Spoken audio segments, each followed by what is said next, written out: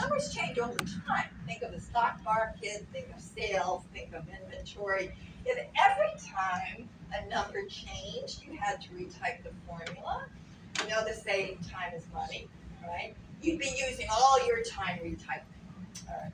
So let's see how to do this.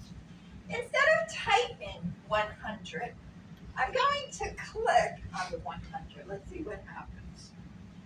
Click on 100, and notice how Excel translates it into location. Okay. I want to subtract, so I'm going to use the hyphen key. I'm going to use the hyphen key. And I'm subtracting 20. But remember the rule, 99% of the time. There's in advanced Excel, you learn the 1% exception. But 99% of the time, instead of typing the number, you put the location of the number. So a shortcut, just click on the number. Excel will translate it.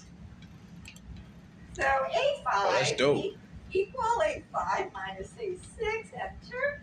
You should have 80. Right? Oh. Okay. Now, I want you to click on the 80. Remember when it looked as if Berkeley College didn't exist anymore? It was all cut off. It was up here.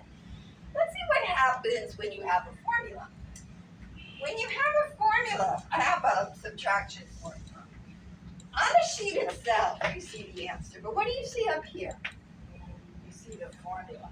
So in case you made a mistake, right? In case you did A5 minus G6, right? There's a mistake. You can fix it here. Another shortcut, double click the 80.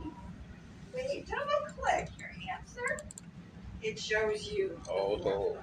So if you wanted to add it direct, because you know these formulas can get mistakes sometimes. If you're doing mortgage payments and the interest rate and your how much is left to pay, you could have formulas out to here. So, you know, sometimes you may just want to see the formula shortcut. So you could double click, and on the keyboard, just interest rate. Okay, so back to A7. Did you hit the escape? Yeah. Or the ES or the Okay. We're going to multiply. All right. So we're going to go 100 times 20. So we start math with equal. I want the location of the 100, so I'll click. Multiplication is on your keyboard, key asterisk, shift 8. So equal A5 multiplied by 20.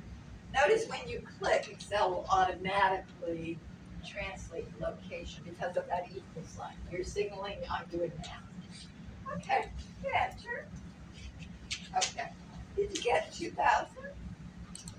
Okay, let's do division. Okay,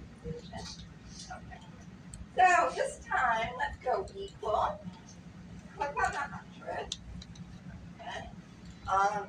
Division is underneath your question mark, right on the bottom. A5 divided by 20. Okay, hit enter. Okay, you should get 5. Right? All right, so you say, oh, but that's so abstract. Well, let's see what happens if a number changes. Instead of 100, in row 5, let's type 1,000, and let's see if it will recalculate. So in A5, let's type 1,000.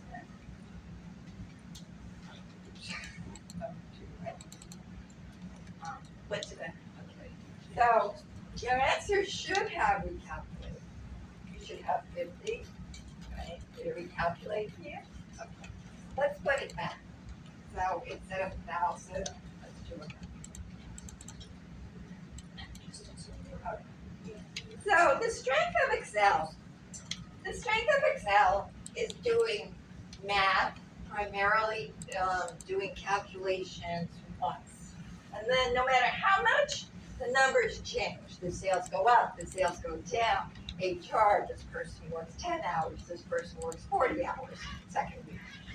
Whatever is typed in, when the new numbers come in, it will recalculate. So that's fast and it's efficient.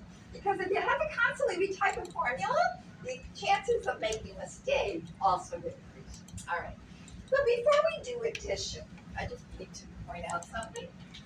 Most times for subtraction, multiplication, division, you have two numbers.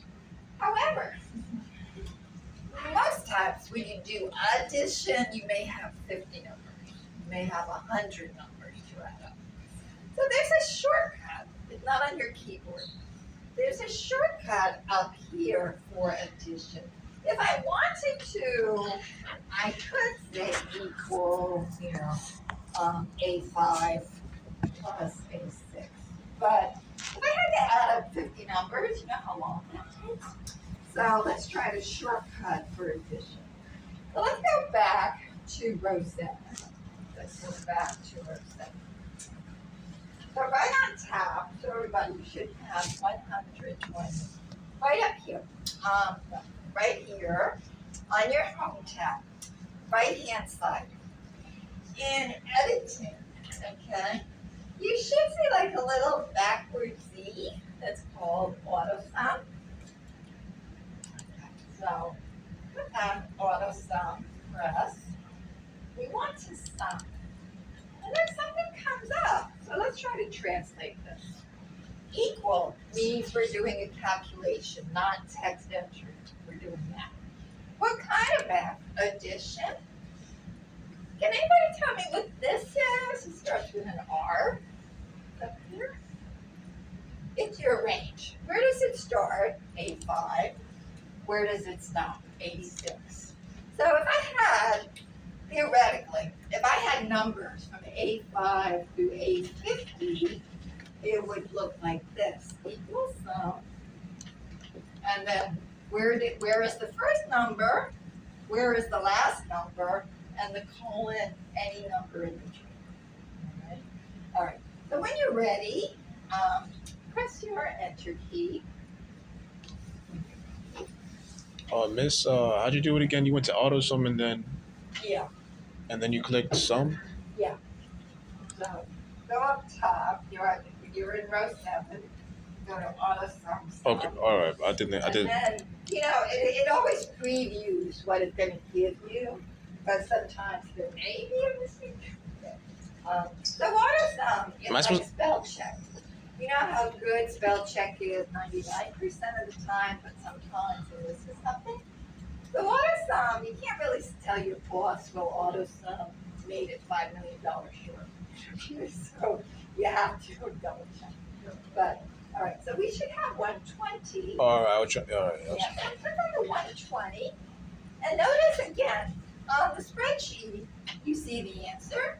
Up top, you see the formula. And again, if you wanted to, you could double click the answer and it shows you what it meant, what it made up of. So on your keyboard, if you want jurisdiction. Okay. One last thing. I'd like you to go back to row 3, 1000. All right, many of these commands are similar, but we have a whole group called number. We have a whole group called cells. Let's focus on numbers. So many times you may have like 50 numbers that need a dollar sign. The person who typed it did not put the dollar sign, and it would be very aggravating to have to retype those numbers. So in Excel, we have some shortcuts. So in the number group, I'd like you to click dollar sign. So up top, click on the dollar sign. So if you needed a dollar sign, but you get a couple things. You get the dollar sign, you get a comma, and you get 2 decimal places. Some businesses do not want to see zeros, all right, unless it's like 52 cents or something. So there's another shortcut. If you want to round off a number in Excel, you don't have to retype it. In the number group,